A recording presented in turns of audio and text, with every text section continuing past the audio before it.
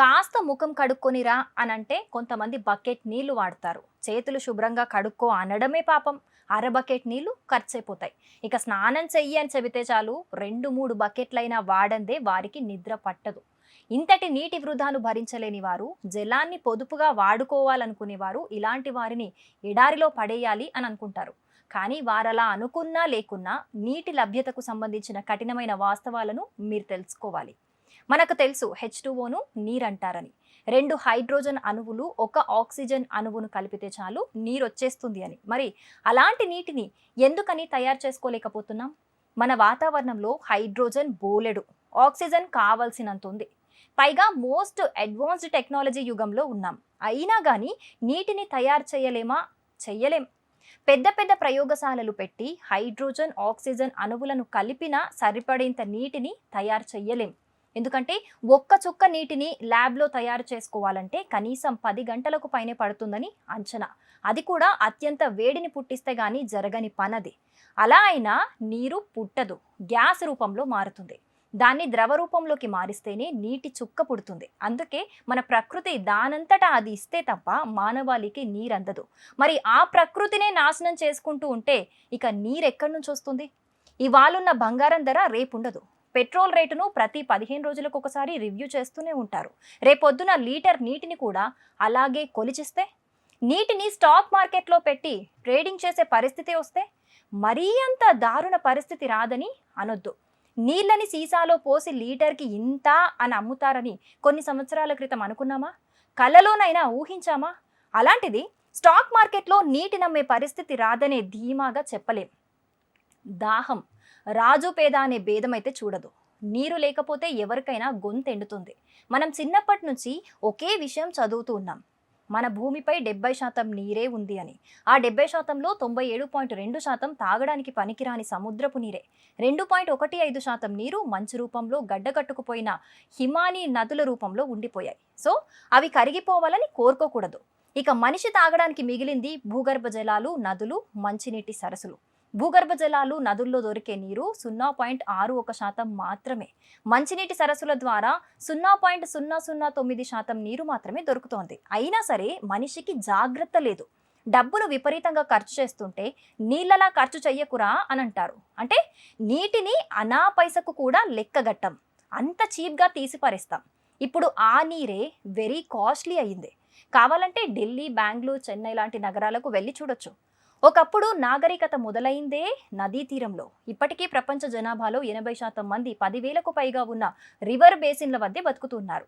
నీటి అవసరం విలువ తెలుసుకొని నది దగ్గరకు వచ్చి బతకటం అలవాటు చేసుకున్న మనిషి ఉచ్చం నీచం మరిచి ఆ నదినే విషతుల్యంగా మారుస్తున్నాడు.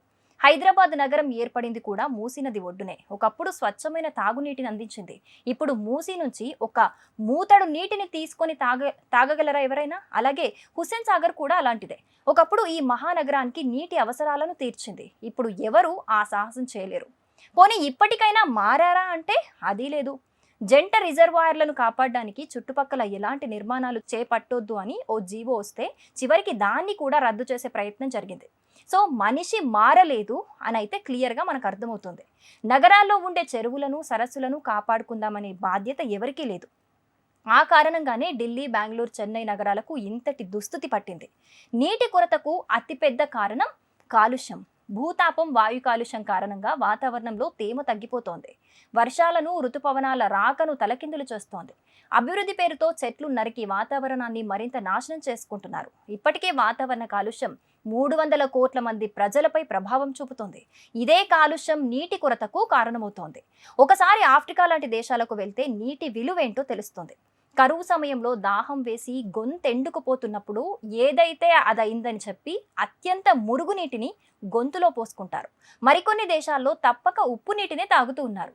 మామూలుగా కాస్త అటు ఇటుగా శుద్ధి చేసిన నీటిని తాగితేనే జబ్బులొచ్చి చనిపోతూ ఉన్నారు. అలాంటిది మురికి నీరు తాగితే ఇక బతుకుతారా? ప్రపంచం వరకు అక్కర్లేదు కానీ ఒక్క మన దేశంలోనే ఏడాదికి దాదాపు 2 లక్షల మంది చనిపోతున్నారు. ఇది కనిపించని కరోనా మహమ్మారి లాంటిదే. 2023 నాటికి ప్రపంచంలోని ప్రజలందరికీ తాగునీటిని అందించాలని ఓ గొప్ప లక్ష్యాన్ని నిర్దేశించింది ఐక్యరాజ్య సమితి.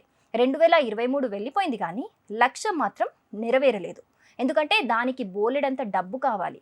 ఏడాదికి $600 బిలియన్ నుంచి $1 ట్రిలియన్ వరకు ఖర్చు పెట్టాల్సి ఉంటుంది. ఇక వచ్చే 6 ఏళ్లలో భారతదేశ నీటి అవసరాలు రెండింతలు పెరగబోతున్నాయి. నీతి ఆయోగ్ ఎప్పుడో ఇచ్చిన నివేదిక అయితే ఇదే. ఇక మరోవైపు దేశంలో నీటి లభ్యత తగ్గిపోతోంది. నీరు అనేది దేశ ఆర్థిక వ్యవస్థను కూడా ప్రభావితం చేస్తోంది. నీటి కొరత దేశ జీడిపిలో 6% తగ్గుదలకు కారణమవుతోందని నివేదికలు కూడా చెబుతున్నాయి. ఐక్యరాజ్య సమితి ఇప్పటికే ఒక సీరియస్ వార్నింగ్ కూడా ఇచ్చింది. 2050 నాటికి అంటే మరో 25 ఏళ్లలో ఇండియాలో నీటి కొరత అత్యంత తీవ్రంగా ఉండబోతోందట. మరీ 25 ఏళ్ల వరకు వెళ్ళక్కర్లేదు. 2025 నాటికి అంటే వచ్చే ఏడాదికి 180 కోట్ల మంది తీవ్రమైన నీటి ఎద్దడిని ఎదుర్కోబోతున్నారని అధ్యయనాలు కూడా చెబుతున్నాయి. ఒక్క ఇండియానే కాదు, ప్రపంచవ్యాప్తంగా కనీసం 80కు పైగా దేశాలు తీవ్రమైన నీటి సమస్యను ఎదుర్కొంటున్నాయి.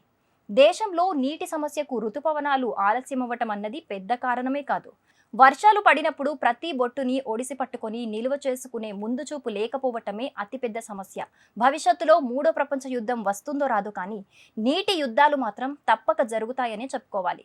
ఆ మాటకొస్తే రాష్ట్రాల మధ్య కొట్లాటలు జరుగుతున్నాయి.